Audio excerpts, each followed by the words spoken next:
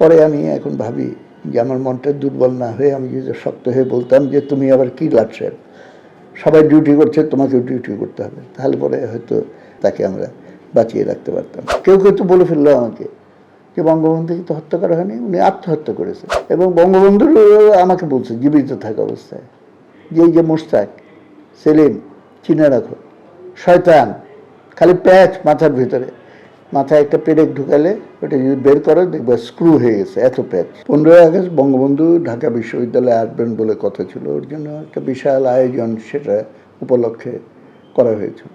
আমি লেখাপড়া শেষ হয়ে গেছে, কিন্তু ডাকসুর ভিপি থেকে যাওয়ায় আমি কিন্তু বঙ্গবন্ধুর এই বিশ্ববিদ্যালয়ে আগমনকে কেন্দ্র করে যত অনুষ্ঠান সেগুলোর সঙ্গে প্রত্যক্ষভাবে জড়িত ছিলাম।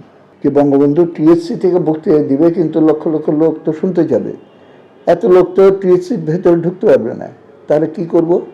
আমরা সেই দোল চত্বর থেকে শুরু করে নীলক্ষেত পর্যন্ত মাইক লাগিয়ে এবং সকাল 8:30 9টা থেকে আমরা সেখানে একটা আবহ সঙ্গীত, দেশপ্রেমিক গান, বাদ্য, এগুলোর ভেতর দিয়ে একটা আবহ সৃষ্টি করব। সুতরাং এইটাকে, অনুষ্ঠানটাকে সুষ্ঠুভাবে সম্পন্ন করা এবং কেউ যাতে এটার বিঘ্ন ঘটাতে না পারে সেই দিকে আমাদের সতর্ক দৃষ্টি ছিল। সন্ধ্যা পার হয়ে মধ্যরাত পর্যন্ত আমি নিজে উপস্থিত ছিলাম, আমাদের বেশ কিছু ভলেন্টিয়ার তাদের এই দায়িত্বগুলো পালন করছিল। 12:30 1টার দিকে শেখ কামাল এসে বলল যে সেলিম ভাই, আপনারা তো আছেন, আমি যাই, কাল সকালে আসবো না। আমার মনটা খুব দুর্বল হয়ে গেল।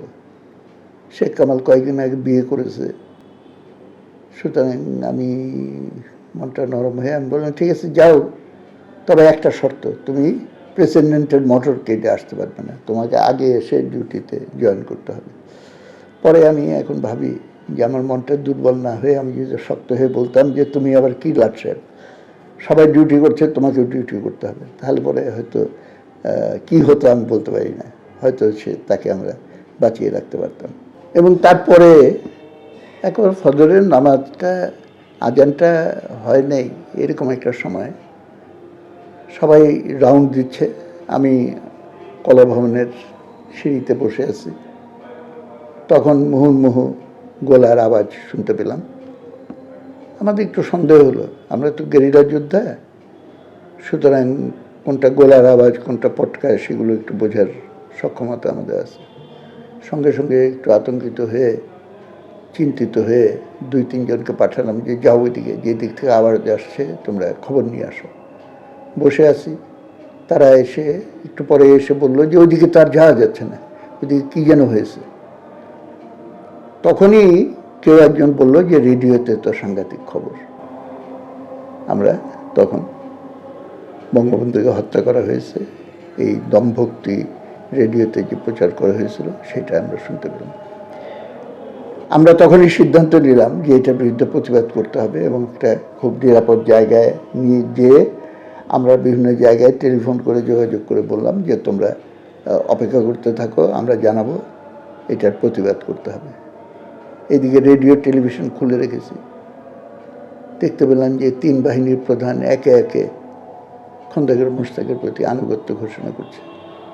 এবং আমরা তখন বুঝতে পারলাম যে পরিস্থিতির ভেতরে এমন একটা উপাদান আছে যে এখন তাৎক্ষণিকভাবে প্রতিরোধ রাখলে আমরা, এমনকি যারা আওয়ামী লীগের দলীয় সমর্থক তাদেরকেও হয়তো সবটা পাওয়া যাবে না। কারফিউ জারি করা হয়েছে, ইউনিভার্সিটি বন্ধ করে দেওয়া হয়েছে, একটা গোটা দেশময় একটা সন্ত্রাসী পরিবেশ। এর ভেতরেও ঢাকায় যতটা সন্ত্রাস মফস্বলগুলোতে একটু কম ছিল।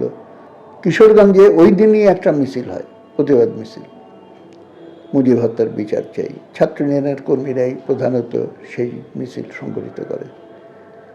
তখন আমরা ঢাকায়ও কিছু একটা আমাদের করা দরকার, কি করব? আমরা তখন সিদ্ধান্ত নিলাম যে আরও প্রস্তুতি নিয়ে আমাদের পদক্ষেপ নিতে হবে এবং যেদিন ইউনিভার্সিটি খুলবে সেই দিন আমরা ক্যাম্পাসে মিছিল বের করব, মুজিব হত্যার বিচার চাই, এক মুজিবের রক্ত থেকে লক্ষ মুজিব জন্ম নেবে। 15ই আগস্টের পরে তো আমি বললাম যে কারফিউ হয়ে গেছে ঢাকায় এবং একটা সন্ত্রাসের পরিস্থিতি, জনগণের ভেতরে একটা থমথমে ভাব, মুখ ফুটে বলতে চায়, বলতে পারতেছে না। আওয়ামী লীগ এবং শাসক দল হিসেবে আওয়ামী লীগ এবং তার কর্মীরা যে কোনো দায়িত্ব পালন করবে সেই দায়িত্ব তারা নিচ্ছে না, বরঞ্চ তারা একটা নিজেকে গুটিয়ে রাখছে এবং একটু অ্যাপোলজেটিক, যে আমরা একটা অপরাধ করে ফেলেছিলাম, বঙ্গবন্ধু একটা ভুল করে ফেলেছিল। কেউ কেউ তো বলে ফেললো আমাকে যে বঙ্গবন্ধুকে তো হত্যা করা হয়নি, উনি আত্মহত্যা করেছেন। কেন এত সমাজতন্ত্র করতে চাইল কেন, এত ধর্মনিরপেক্ষতা করতে চাইল কেন? এবং বঙ্গবন্ধুর আমাকে বলছে জীবিত থাকা অবস্থায় যে এই যে মোশতাক সেলিম চিনে রাখো, শয়তান, খালি প্যাচ মাথার ভিতরে, মাথায় একটা পেরেক ঢুকালে ওটা যদি বের করো দেখবে স্ক্রু হয়ে গেছে, এত প্যাচ। তারপরে যে আবার তাকে সঙ্গে নিয়ে ঘুরেন কেন?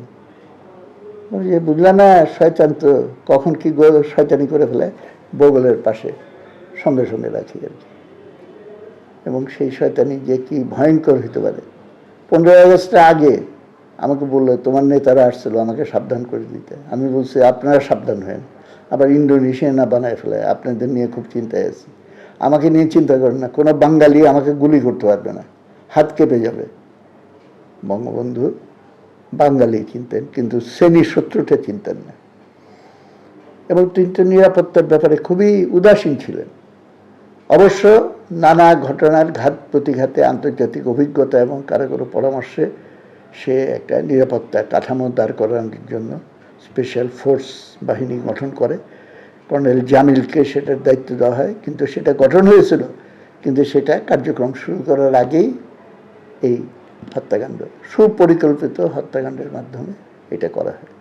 এবং এটা একটা রাজনৈতিক হত্যাকাণ্ড, এটা কোনো অ্যাসাসিনেশন না।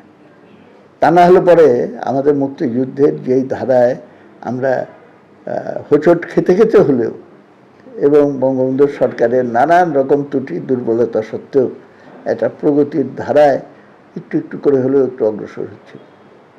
তারপরে তাকে হত্যা করার ভিতরে ব্যক্তিগত হত্যাকাণ্ড হলে পরে জাতীয় নীতি তো পরিবর্তন করার কোনো কারণ ছিল না। এইটা দিয়ে প্রমাণিত হয় যে এটা একটা রাজনৈতিক উদ্দেশ্যপ্রণোদিত সুপরিকল্পিত।